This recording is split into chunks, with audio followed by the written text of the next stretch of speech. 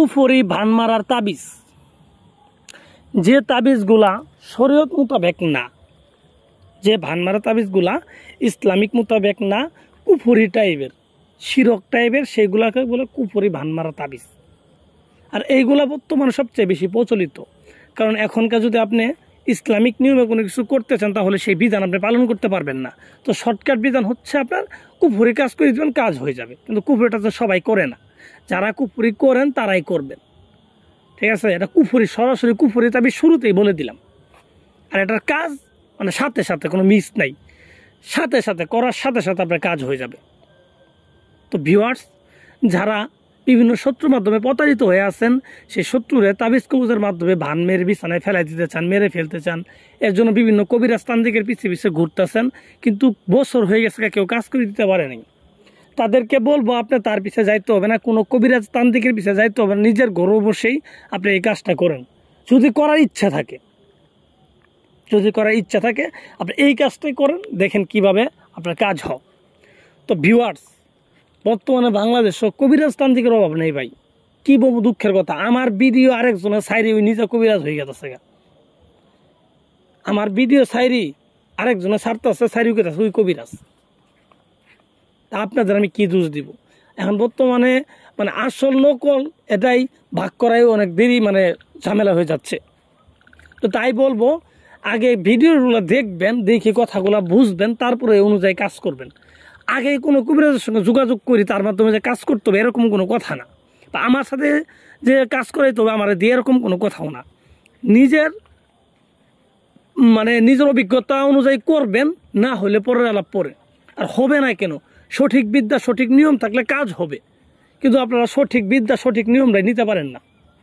তো তাই বলবো, যারা অ্যাকচুয়ালি এগুলো বান মারতেই চান, শত্রুর অত্যাচার সহ্য করতে হতে দেওয়ালে পিঠ ঠেকে গেছে, এখন আর অন্য কোনো উপায় নাই, তাহলে আপনি একটু এখানে সময় দেন, একটু ধৈর্য নিয়ে এই ভিডিওগুলো দেখেন, আর আমি যে নিয়মটা বলতেছি এই নিয়মটা আপনি শুনেন এবং এই নিয়ম অনুযায়ী কাজ করেন। কারণ একটা মানুষের আর একটা মানুষের মারা, ভান মারা, এটা মুখ দিয়ে বললেন আর হয়ে গেলে এরকম না, বা একটা তুড়ি মারলাম হয়ে গেল এরকম না। এর জন্য আপনাকে অবশ্যই পরিশ্রম করতে হবে এবং বিধানের যা যা নিয়মগুলো আছে এইগুলা জোগাড় করে কাজ করতে হবে। আপনি বলেন ভাই এটা তো কঠিন, ভাই কঠিন হইলে পরে তো আপনি সহজ হবে, মানুষের মারা এটা কি সহজ হবে? এটা তো অবশ্যই কঠিন হবে। তো তাই বলবো, আপনাদের অনুরোধ করে বলবো, যারা আসলেও এই বিষয়ে ভুক্তভোগী বা বিপদে আছেন তারা একটু মনোযোগ সহকারে শুনেন এবং কষ্ট হলেও এই হিসেবে তাবিজগুলো করেন, কাজ হবে 100% ভাই, কাজ মিস হবে না। তো যাই হোক, আমি কথা বাড়াবো না। যে তাবিজটা স্ক্রিনে দেখতেছেন, এই তাবিজটা যে নিয়মটা আমি বলে দিচ্ছি, নিয়মটা আপনি শুনেন। এই তাবিজটা যে কাজ করতে গেলে নিজের ঘরে বসে করতে পারবেন। শনিবারের দিন যায় রাত্রে 11টার সময় এই কাজটা শুরু করবেন। নিজের ঘরে বসবেন, পশ্চিম মুখ করে বসবেন।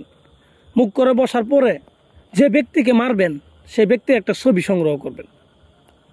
সে ব্যক্তি একটা ছবি সংগ্রহ করে পশ্চিম মুখ করে সামনে আগরবাতি মোমবাতি যা যা আছে আসলে এগুলো সাজাবেন, ধূপ চলাবেন, চতুর্পাশে গোলাপ জল ছিটাই দিবেন, পুরো জায়গাটাকে একটা পাক পবিত্র করে নেবেন, ঠিক আছে? নেওয়ার পরে ওখানে বসবেন, কারণ এগুলো তাবিজের কাজ হোক, কুফরি হোক, শিরক হোক, এগুলো জিনের মাধ্যমে কাজ হোক। তো জিনগুলো এখানে তো আসতে হবে, তাই না? তারপরে তো আপনার কাজ হবে। তো এই জায়গা সব পাক পবিত্র করে নেবেন, নিজে পাক পবিত্র হয়ে বসবেন এবং যে শত্রুকে মারতে চান তার ছবিটা নিলেন।